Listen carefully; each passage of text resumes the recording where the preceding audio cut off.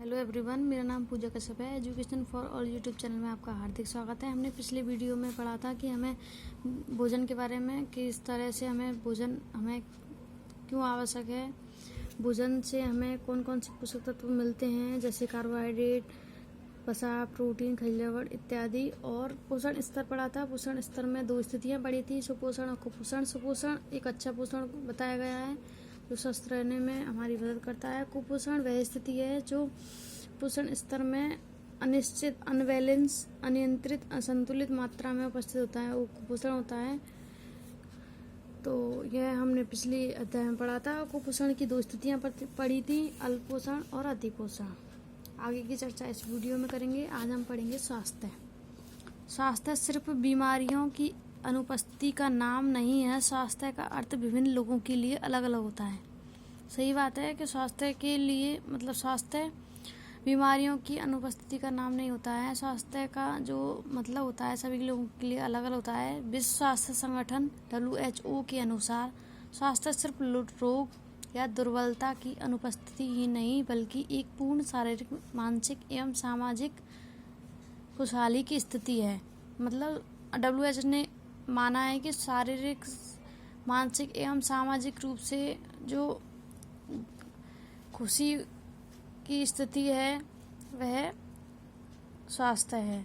पूर्ण स्वास्थ्य उसे बोल सकते हैं जैसे कि हमारे शारीरिक रूप से, मानसिक रूप से और सामाजिक रूप से सभी तरह से हमारी स्थिति अच्छी हो। स्वास्थ्य के विभिन्न आयाम अलग अलग टुकड़ों की तरह है। अतः हम अपने जीवन में कोई अर्थ प्रदान करना चाहते हैं तो हमें स्वास्थ्य के विभिन्न आयामों को एक साथ अच्छी अवस्था में रखना होगा। अच्छे स्वास्थ्य में शारीरिक, मानसिक, सामाजिक एवं आध्यात्मिक स्वास्थ्य निहित होते हैं। यह स्वास्थ्य के 4 आयाम हैं: शारीरिक, मानसिक, सामाजिक और आध्यात्मिक। शारीरिक स्वास्थ्य वह है जिसमें व्यक्ति की संरचना, विकास, कार्य प्रणाली, रखरखाव शामिल होता है। मानसिक स्वास्थ्य, इससे हमारे भावनात्मक और आध्यात्मिक लचीलेपन से है, जो हमारे जीवन में दर्द, निराशा, उदासी एवं स्थितियों को जीवित रहने के लिए सक्षम बनाती है।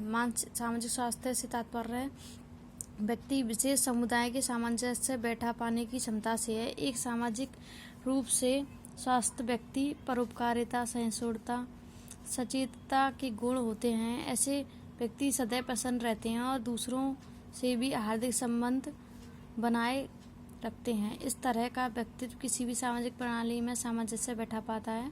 यह क्षमता उसके सामाजिक स्तर को ऊंचा उठाने में सहायक होती है। आध्यात्मिक स्वास्थ्य से तात्पर्य है कि अच्छा स्वास्थ्य, आध्यात्मिक स्वास्थ्य, एक अच्छा स्वास्थ्य आध्यात्मिक रूप से स्वस्थ हुए बिना अधूरा है। जीवन के अर्थ और उद्देश्य की तलाश करना हमारा आध्यात्मिक बनाता है। प्रार्थना एवं योग के माध्यम से व्यक्ति अपनी आंतरिक क्षमता एवं तनाव एवं ताकत को बनाए रखता है। ऐसे व्यक्ति जीवन में नकारात्मक की स्थिति में अपने चित्त व मस्तिष्क को सदैव शांत बनाए रखते हैं। भोजन एवं स्वास्थ्य में अंतर संबंध। तो भोजन एवं स्वास्थ्य में अंतर संबंध। अच्छा एवं उत्तम स्वास्थ्य अच्छे भोजन समूह द्वारा ही बनाया जा सकता है। अच्छे भोजन से अभिप्राय भोजन में सभी पोषक तत्व उचित मात्रा में उपस्थित होना। तो जब जिस प्रकार से हमारी जो भोजन है उसमें सभी पोषक तत्व शामिल होंगे तो उसे अच्छा भोजन कहा जाएगा और यह हमारे स्वास्थ्य के लिए भी बहुत लाभदायक होता है।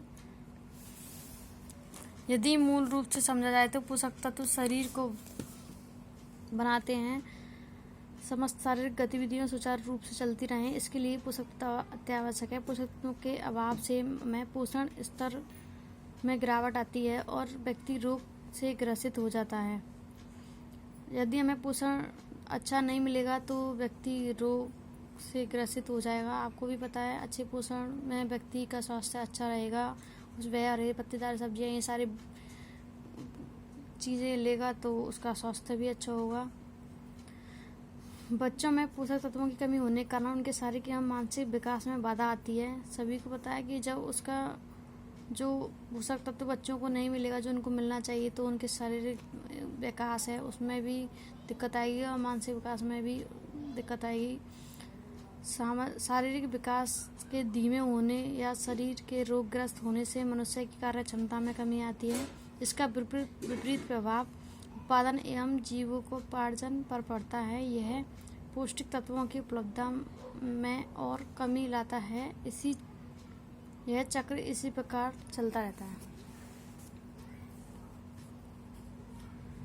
तो इसमें जो महत्वपूर्ण बिंदु हैं, तो इसमें हमने शुरू में ही पढ़ा था कि भोजन वायु जिस प्रकार से हमारे लिए आवश्यक है उस प्रकार से भोजन ही मनुष्य के लिए आवश्यक है। भोजन वह ठोस पदार्थ है जो मनुष्य द्वारा खाने योग्य और आसानी से पचाया जा सकता है और शरीर को पोषित कर सकता है। भोजन के पोषक तत्व पढ़े थे, उसमें रासायनिक शरीर में विभिन्न क्रियाओं के लिए सुचारू रूप से चलाने के लिए आवश्यक होता है। पोषण स्तर शरीर में व्यवस्था है, पोषक तत्वों के उपयोग को प्रभावित करती है। पोषण स्तर की 2 स्थितियां मैंने आपको बताई थी, वही है सुपोषण एवं कुपोषण। स्वास्थ्य के 4 आयाम जो अभी हमने स्वास्थ्य में पढ़े थे, शारीरिक, भौतिक, सामाजिक और आध्यात्मिक। एक स्वस्थ व्यक्ति वह होता है जिसका वजन, लंबाई, उम्र व लिंग के अनुरूप हो। वह सुगठित शरीर व तेज दिमाग का स्वामी